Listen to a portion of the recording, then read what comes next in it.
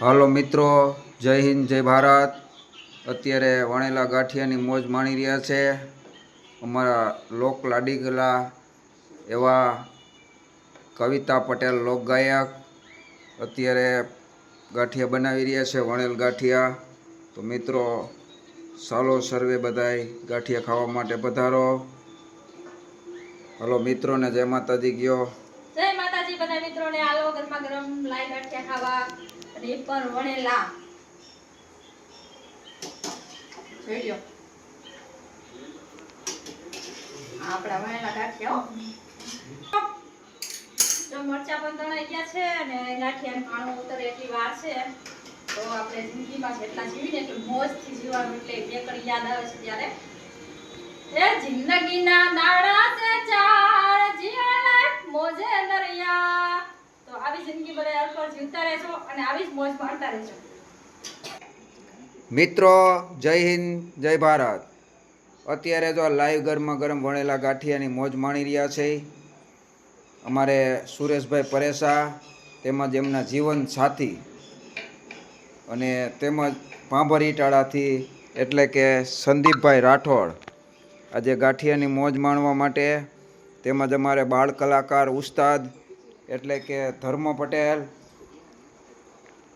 તેમજ કવિતા પટેલ લોકગાયક આજે અમને લાઈવ વણેલા ગરમા ગરમ ગાંઠિયા ખવડાવે છે।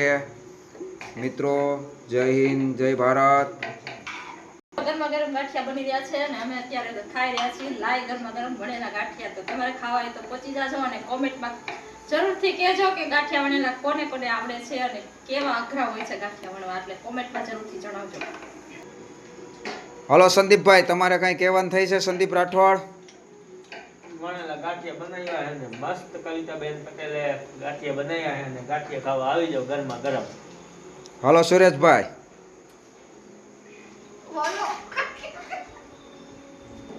હાલો ધર્મ પટેલ બાળ કલાકાર ઉસ્તાદ। હાલો મિત્રો, તો જય હિન્દ જય ભારત। વળી સમય અનુકૂળતાએ ફરી આપણે ગાંઠિયાની મોજ માણશું અને આવતીકાલનો પ્રોગ્રામ છે અમારો કે ગોલા ખાવા માટેનો।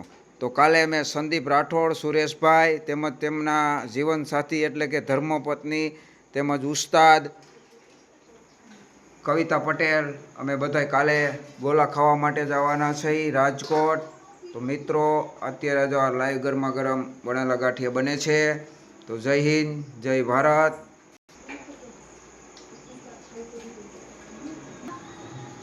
જિંદગીના દાડા છે ચાર, જીવાના મોજે દરિયા।